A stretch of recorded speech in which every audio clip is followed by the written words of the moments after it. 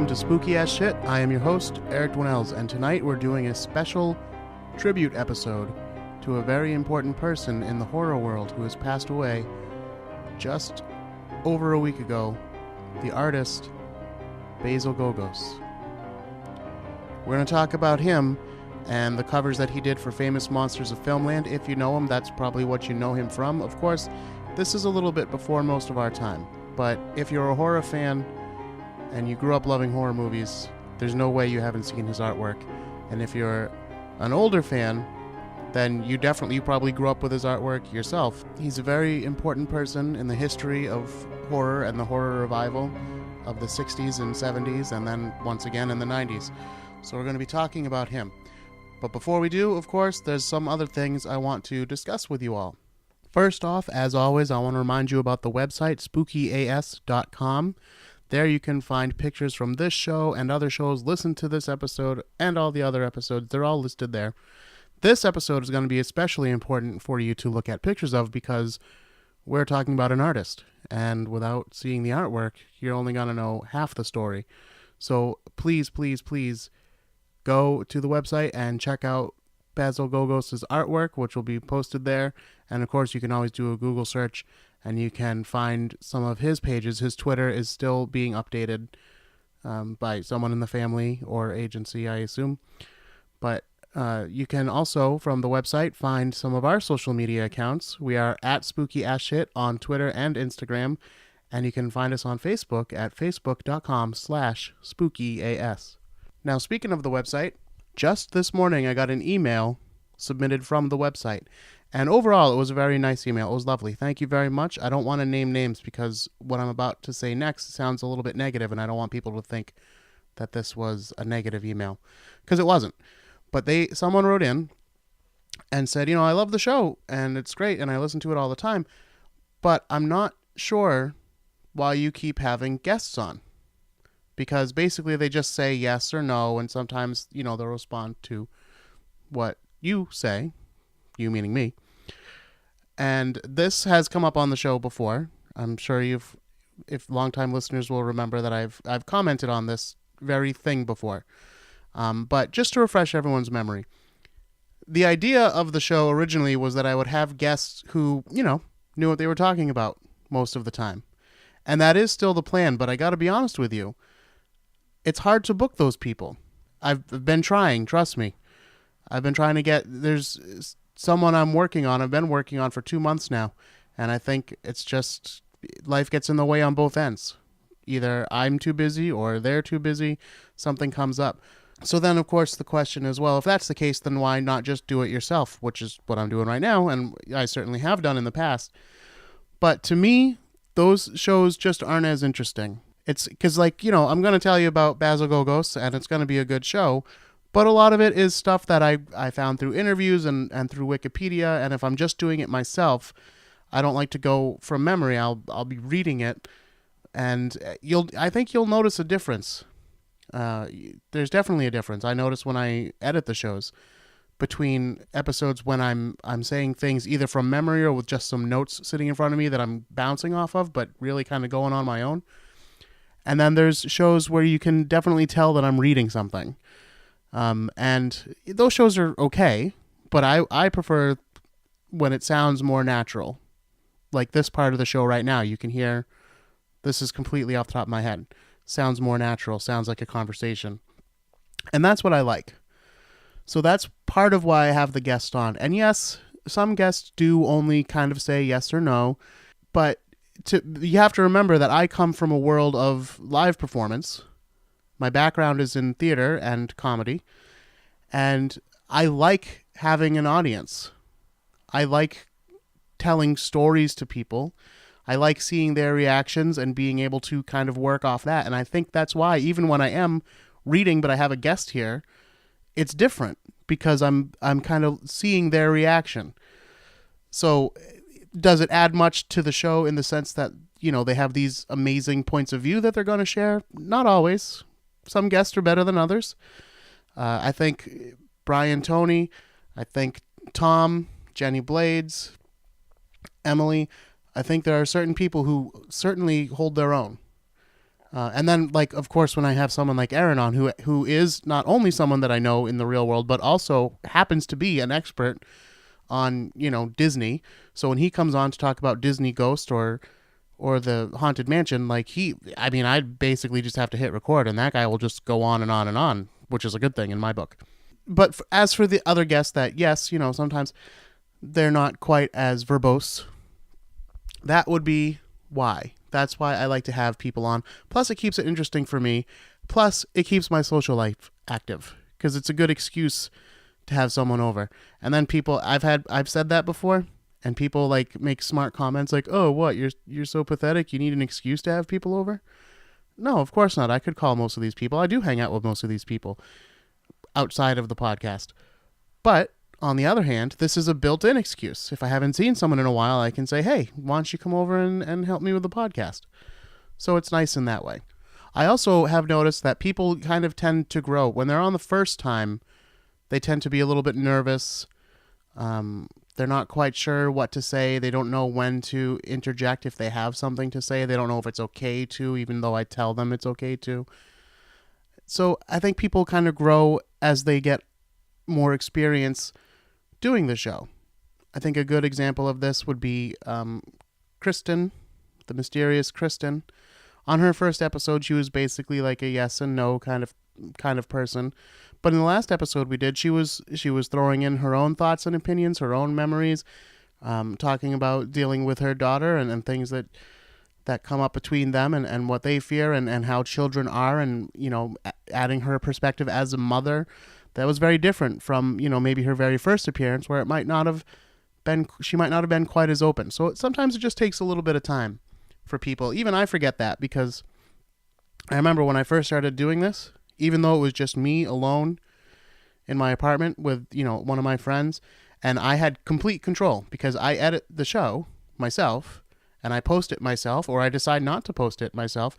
Even though I had that complete control, I would still get nervous when I hit record on the microphone. I go, okay, we're going to do this. All right, now's the time. We're going to do it. Okay, here we go. Here we go. We're recording. We're on. So I have to remember that even though I'm used to it now, people I bring in are not necessarily. So when I hit that record button, they still get nervous. And also, they don't have the control that I have. Because I am God on this podcast. So I hope that explains the function of the guests that I have on. Of course, I don't always have a guest, for example, like today. Going it alone. And in the beginning, I used to apologize for not having a guest. But now, hey, it is what it is. Sometimes you only get me. And it's good to know that at least some people out there actually like it even better when I'm just by myself. So, this one's for you. Another thing I want to point out is that we are heading into October. And of course, if you listen to the show, you know that this is my busy season because I am officially, for the second year, the Witchfinder General of Salem, Massachusetts. That's right, Salem, known for the witch trials, and I am the Witchfinder General. It's also known as the filming location of several scenes from the Disney movie Hocus Pocus. You see a lot of people dressed up as the Sanderson sisters walking around and asking about where the filming locations are. It's not an easy walk to get to all the locations, by the way. There's two right in the popular, touristy section, but other than that, you're going to have to kind of take a little bit of a drive to see, Max and Danny's house and those kind of things. But if you want to come to Salem, this is a great time to come.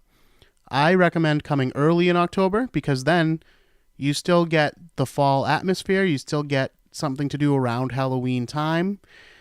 A lot of the events are still happening. All the museums, all that stuff, it's all open.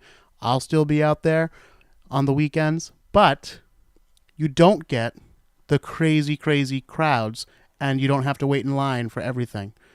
Because trust me, try getting a seat at a restaurant in October, towards the end of October, and good luck to you. Now, what I do out there, I'm a street performer out there, but I am, like I said, licensed and recognized by the city. And I put people on trial for witchcraft. And it's basically kind of like a cross between a historic presentation, because I am asking authentic 1692 witch investigation questions. But I'm also kind of doing a roast of whoever the volunteer is. I get a volunteer, or usually someone volunteers somebody else, like a boyfriend or a husband or something, or a mother will volunteer their daughter to come stand up. I have a little box that I made, and then we do a trial in front of a crowd and everything, and then I pass the hat at the end. Sometimes I make a few bucks, but really I do it for the fun. I do it for presenting history, which obviously is something that I'm interested in. Do it here almost every week. So if you're in Salem, please come see the Witchfinder General.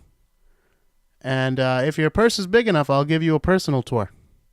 If you're going to take me away from my show, I got to charge something. But I can show you around Salem, no problem. And if you are coming, let me know. We can try to grab a beer or something while you're in town. I'll be out there both Saturday and Sunday, every weekend in October, with the only exception being October 21st. I won't be there then. But starting next weekend, so actually it started yesterday on the 23rd. I was out there yesterday doing what we call a soft open. I was out there for just, a few hours. I didn't stay all day or anything, but just to kind of warm myself back up, get used to it, get used to, trying to talk up a crowd and all that kind of stuff. Takes a little getting used to. It doesn't just, flow out of you if you haven't done it in a little while. So I went back and did that yesterday, which if my voice sounds a little deeper than normal, there's two reasons for that. And that could be one reason, because yesterday I was using my voice a lot in Salem. Secondly, it's very early on a Sunday morning. My cat decided that I should wake up early today. So it is Sunday, September 24th as I record this. The episode's probably going to go out today. So it's a very fresh episode. If it doesn't go out today, it'll go out tomorrow. But anyway, it's very early and my voice has not quite warmed up yet. But I think maybe this is a nice, sexy tone in my deeper register. What do you think, ladies? Some of you ladies. Some of you guys.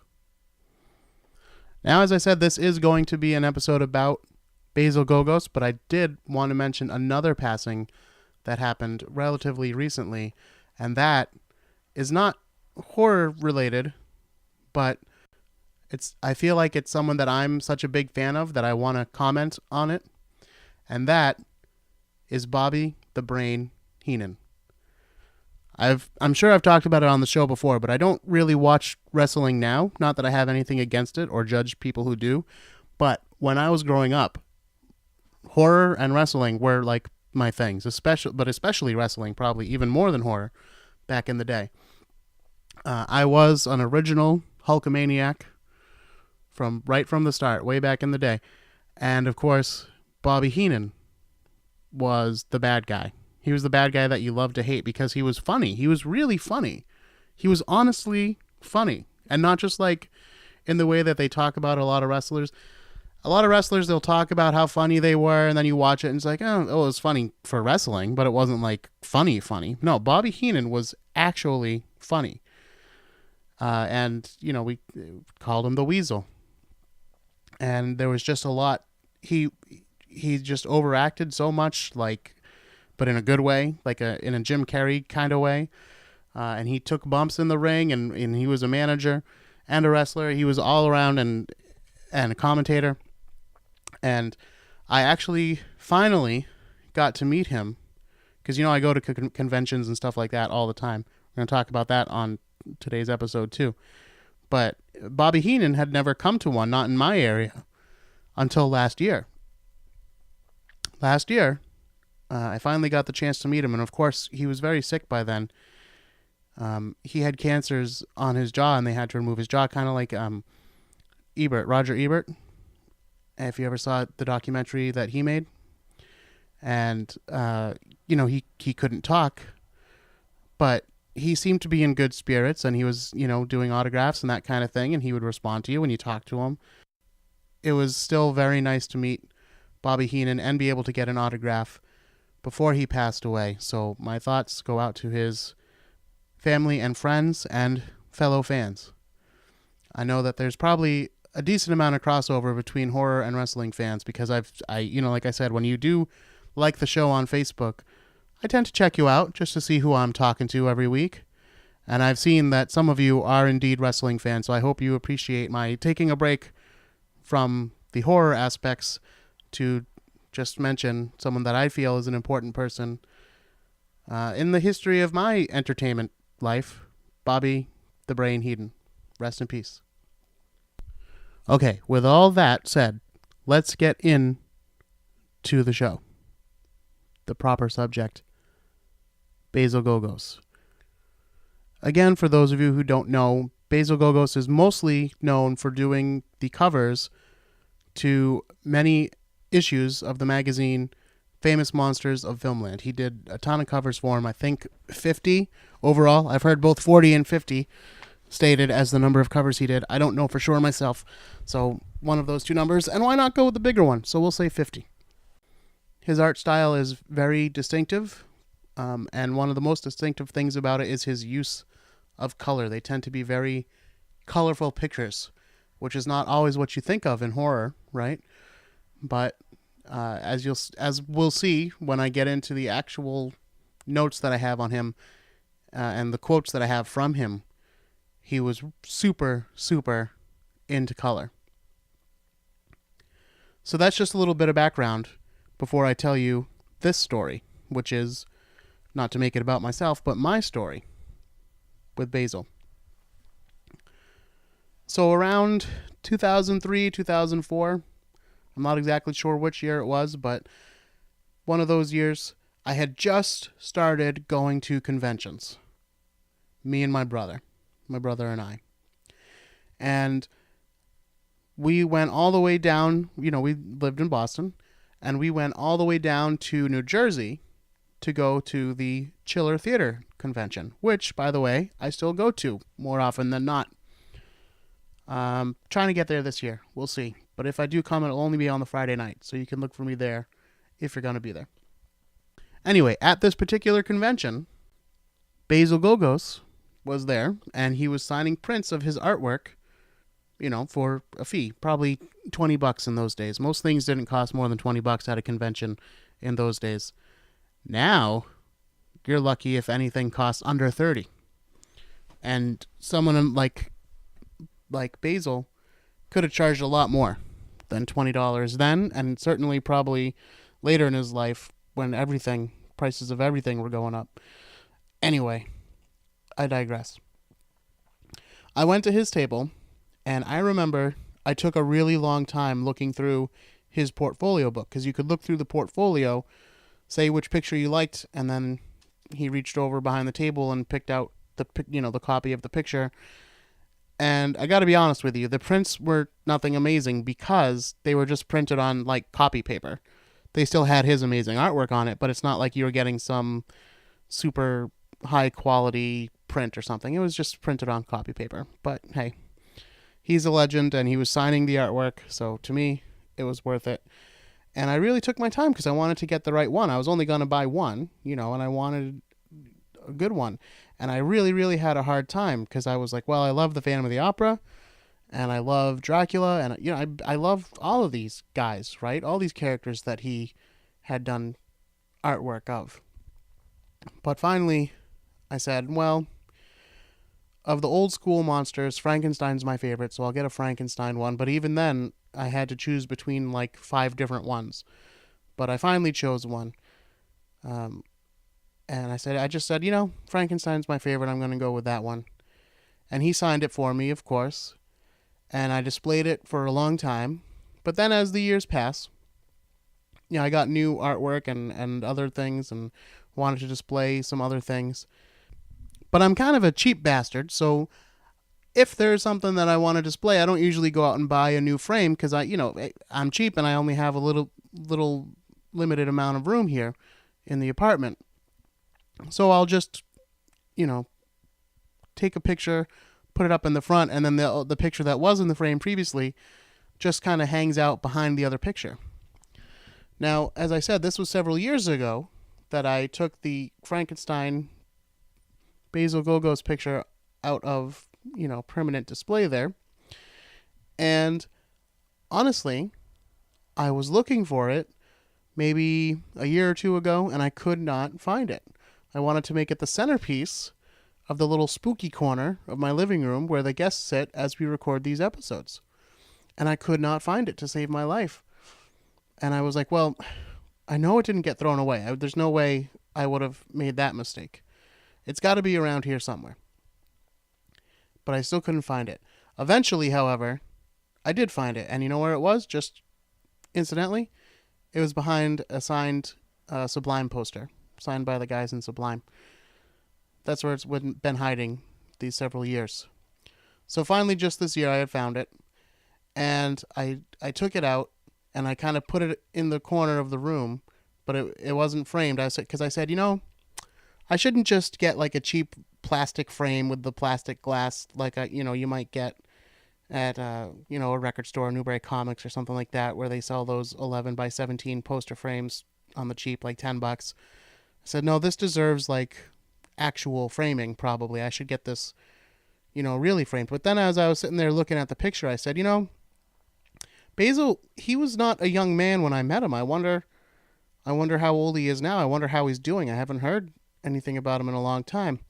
Let me check in on this. So it was like a couple Saturdays ago that I did that. And I find out he passed away the Thursday before. So that's just a little bit of serendipity for you, that I finally found the painting, finally decided to get it framed. After all these years, look up the artist and find out that he's dead. Or is it serendipity? Or perhaps Basil's spirit came to me and said, hey, motherfucker, frame my artwork. Gogos was born on March 12th, 1939. He was born in Egypt, but his family was actually from Greece.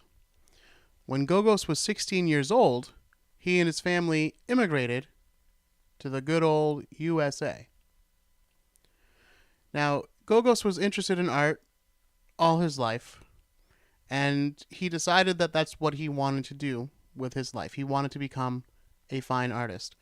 So he began to work a series of odd jobs when he was very young in order to put himself through art school. And he attended several art schools, including the National School of Design, the Phoenix School of Design, and the School of Visual Arts.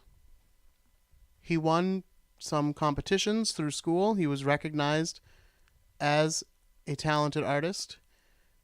And one of the contests that he won was sponsored by Pocket Books. And since he won this competition, he got attention over there, and they started asking him to do covers for some of their novels. The first painting he ever did as a cover was for a paperback novel called Pursuit, published in 1959. During the 1950s, Gogos provided a steady stream of illustrations for a variety of different publications. The majority of his work during this period was for men's adventure magazines, for which he painted many scenes of World War II battles, jungle perils, and crime photos, as well as some pin-up portraits of beautiful women. To fill gaps between commissions, Gogos worked as a sign painter, earning $15 per week. Now we come into the Famous Monsters of Filmland magazine, which we could do a whole separate episode about. But today we're just going to concentrate on their amazing cover art and how Basil came into that picture. So Famous Monsters of Filmland magazine was created by publisher James Warren, remember that name, publisher James Warren, and editor Forrest J. Ackerman. It premiered in 1958, and it was aimed at young readers who were then rediscovering classic horror films from the 30s and 40s thanks to television. They were showing these old movies on TV, so a whole new generation was growing up watching these movies over and over on television, just like I was doing in the 80s and 90s, only they were doing it long before I was. Gogos' work caught the eye of the publisher of Famous Monsters of Filmland. That again was James Warren. And so he was commissioned to do a portrait of Vincent Price. When Gogos asked what they were looking for, the only answer Warren gave was, "Something strange and unusual." Gogos asked his agent if he could get a little more clarification, and the agent said, "Look, he wants something almost psychedelic, I guess. Can you do it?" Gogos went to work, and he turned in an impressionistic portrait of Vincent Price from the House of Usher. He painted it in shades of red and yellow and green, and it graced the magazine's 9th issue in 1960. The cover was so well received that Warren asked Gogos to create artwork for the next issue as well.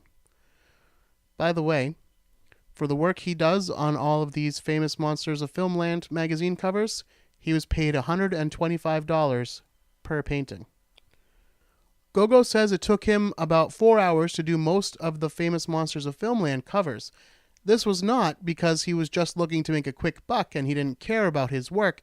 On the contrary, he says it was just that it was so much fun painting these horror images that they came naturally to him, and he found them fun and easy to do. "I was just like a little kid," he said, "doing all kinds of experiments. I would start, and I just wouldn't be able to stop until I'd done all that I could do for each one of them." He became the magazine's go-to cover artist for the next 2 decades. In order to create the artwork, Warren would tell Gogos what the magazine needed and hand him a black and white photo to work from. Gogos was happy that the photos were black and white because he felt then that he was free to experiment with whatever colors he liked. Given almost total creative freedom by the magazine, he was glad for his autonomy.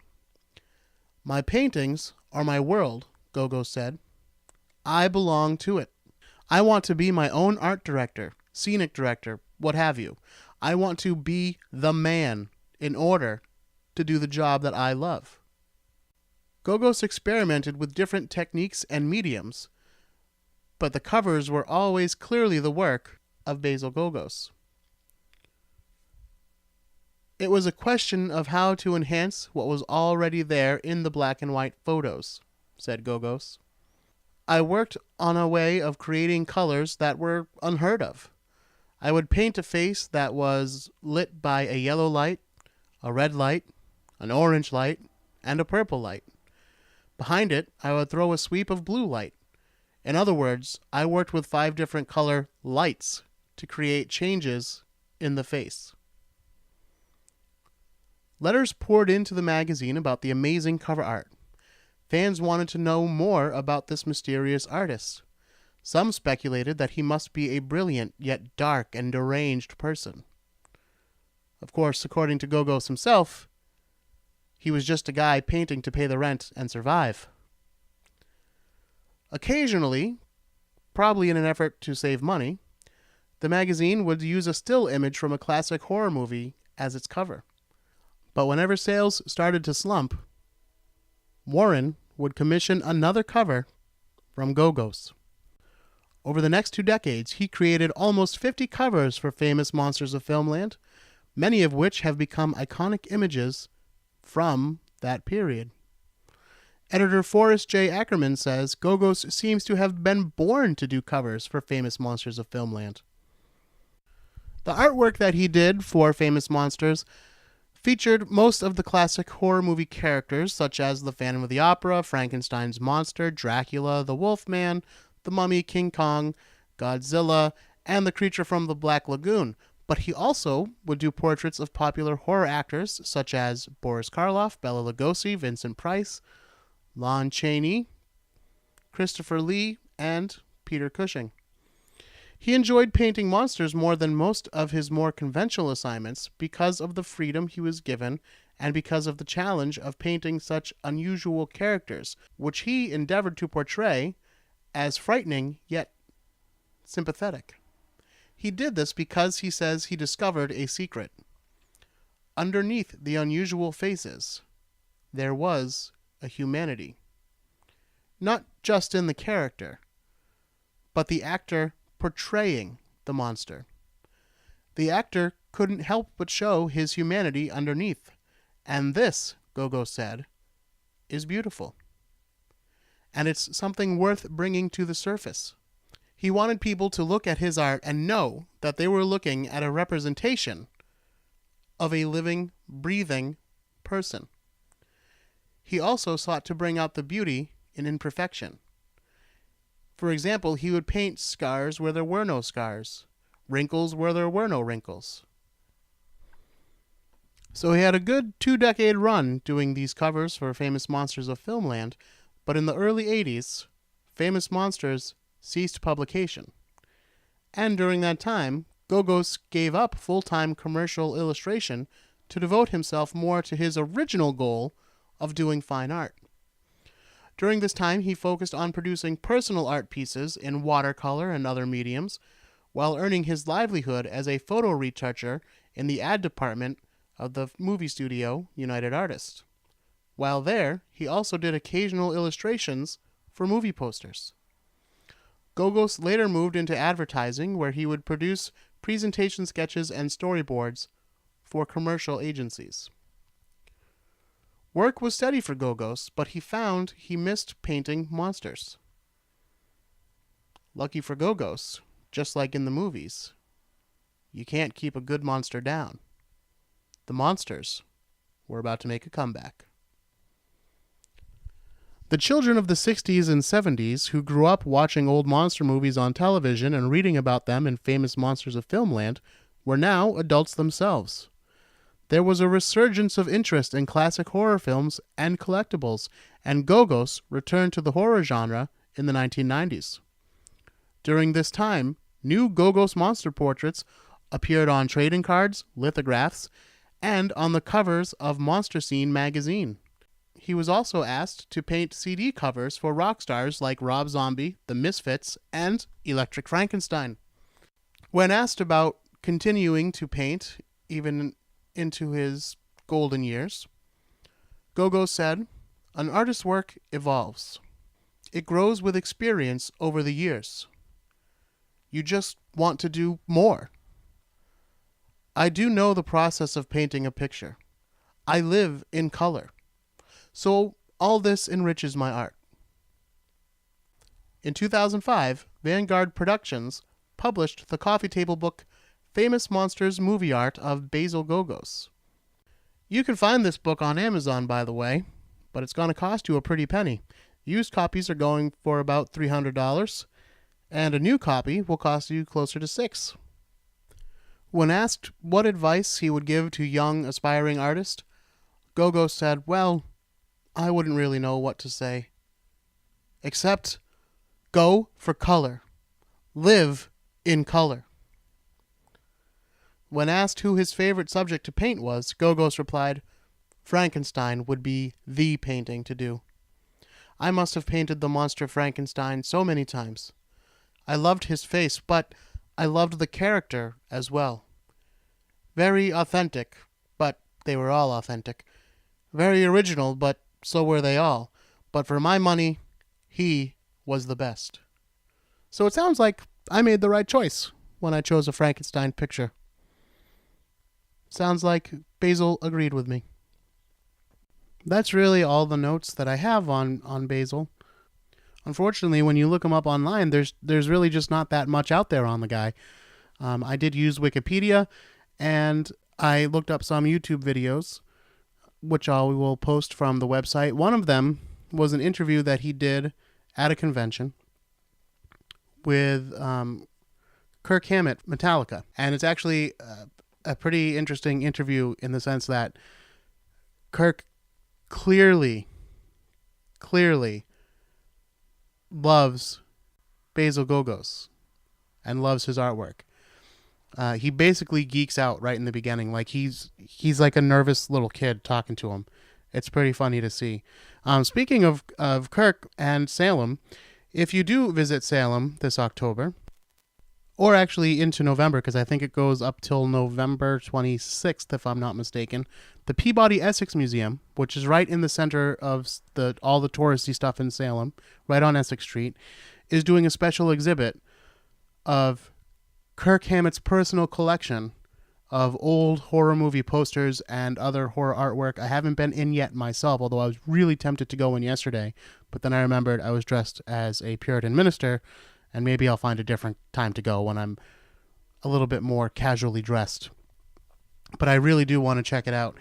And hopefully there's some Gogos originals in there. Not prints like I have, but actual paintings. That just about wraps it up for this episode of Spooky Ass Shit. Of course, one more time, I will point out the website, spookyas.com.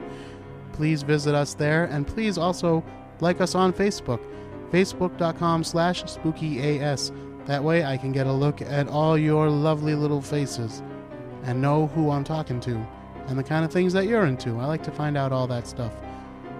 So please join us there on Facebook. And until next time, let's try to take the advice of Basil Gogos and, as he says, live in color. But don't be afraid.